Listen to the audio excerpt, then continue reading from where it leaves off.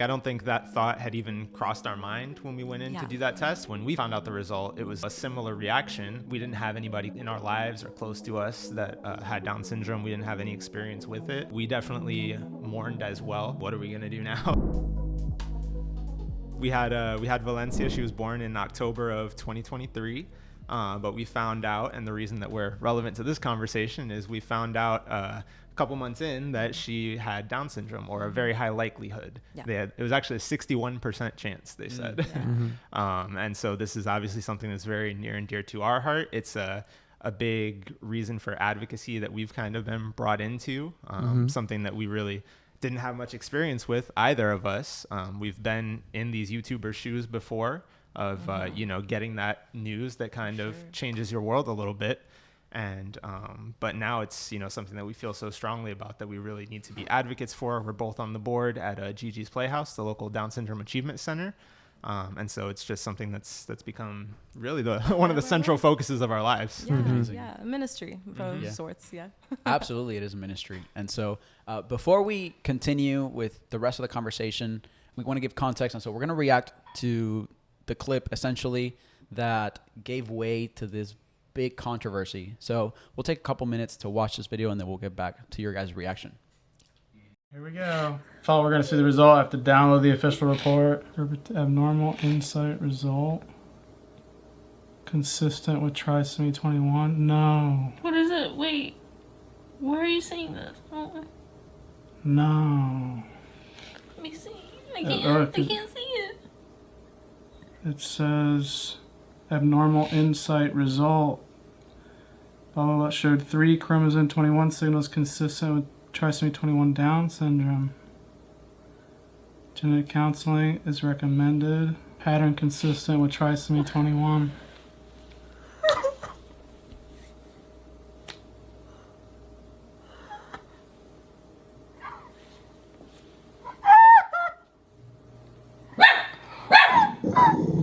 Hey.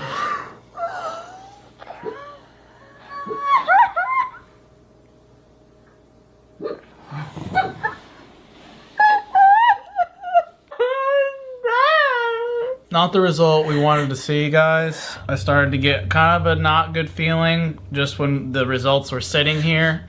That's why I didn't want to open them. I started to feel really uncomfortable about it. Just kind of in shock, like, truly. So that's the couple, and obviously a heartbreaking video. I mean, I don't think anybody with a heart could just simply watch that and be like, why are they crying? I think if you got any level of human decency and compassion, seeing them react that way, it's heartbreaking. Sure. However, I think the reason they were maybe reacting like that is because of a lot of misinformation, maybe. And that's part of why I wanted to have you guys here, not only share your experience with Valencia, but the data, the information, the research that you guys have gathered over the years to now hopefully give hope to people that maybe in the future have a similar case or experience and they don't have to react that way. So, but first, before we get into the numbers and data, you guys see this video. Do you guys kind of identify with them in a way? Like going back to that moment where you got the diagnosis, what was your reaction like? It's so relatable. When I saw that, it was just like I truly empathize with them heavily, as much hate as they were getting on the internet. I was just like, I truly feel exactly what they were feeling in that moment, because it's very similar. Like they don't know a lot about Down syndrome. Clearly they know like what the doctors have told them and things like that. However, maybe they don't know someone with Down syndrome, right? To know what that life could look like, how there's like hope on the other side. So yeah, for us, it was very similar. We found out in a similar way by taking a NIPT exam, like a prenatal exam. We actually didn't take that for the reasons that people usually take that exam for, because usually you take that to know about any chromosomal abnormalities.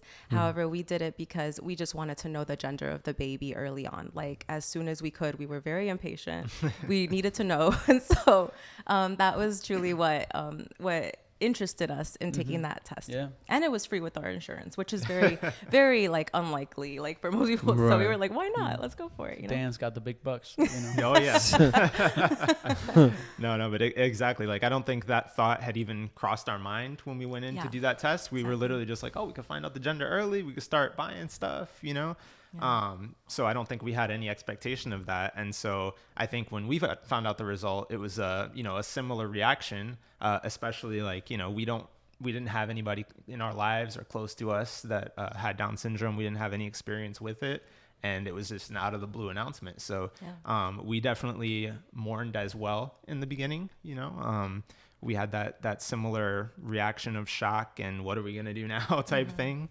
Over the past couple of years, you know, we've seen what a blessing Valencia is, the way she lights up a room, the impact that she has on other people, and just the testimony that she's created already in such a short time. Yeah.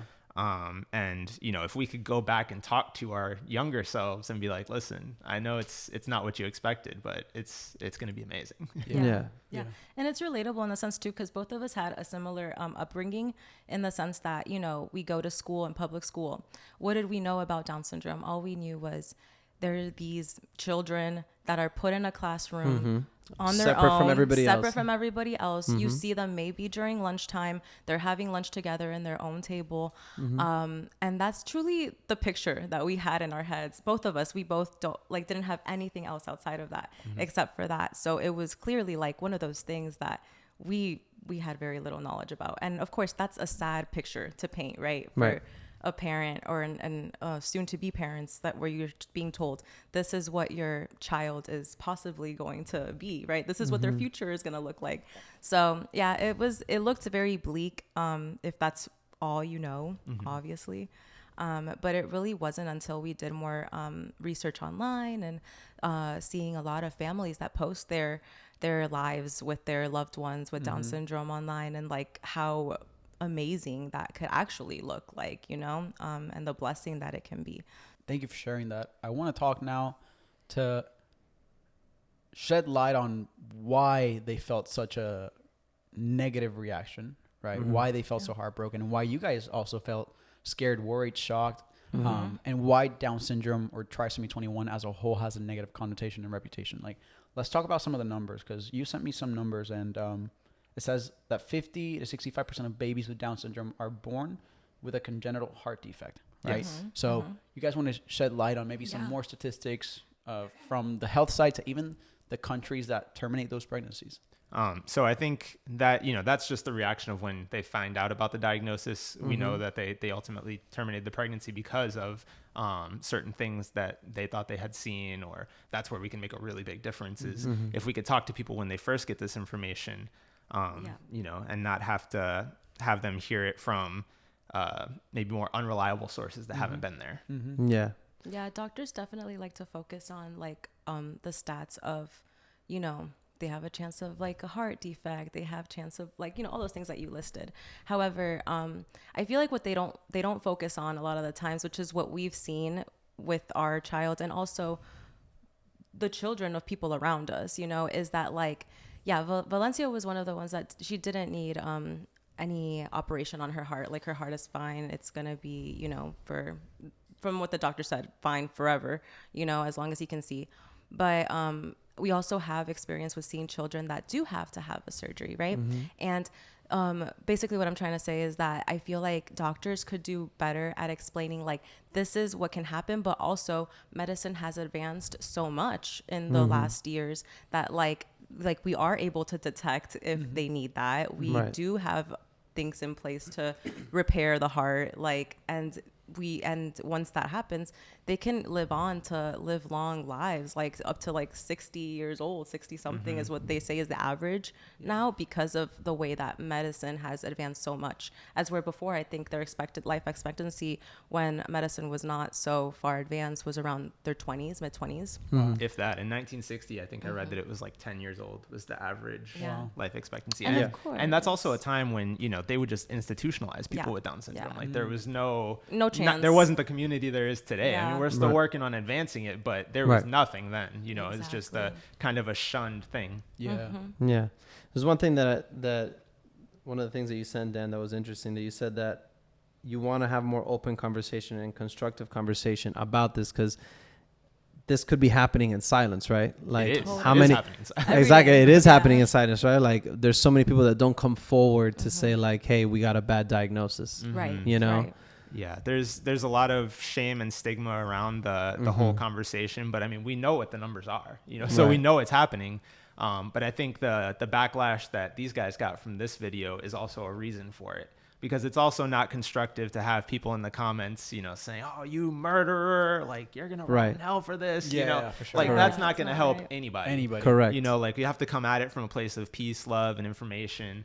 And so I think that also silences the conversation. And, you know, I mean, I wouldn't be surprised if there's people in our own lives maybe that, you know, have been in the same situation and didn't want to talk Yeah. about it, you know? Yeah, and that's totally understandable, you know, when someone can feel so judged and they see other people being judged for the same thing. It's also easy, like, you know, just sin in general, right? Or just anything that's dark, like it's done in secret, right? Like Right. a lot of things. And I think that whatever's done in secret is easy to continue to grow and almost to normalize it. That it's just like the norm, you know, like this is what people do. If 90% of other people do this, then it can't be that bad of a decision for me to do that or choose that if Correct. I'm in their same shoes, you know?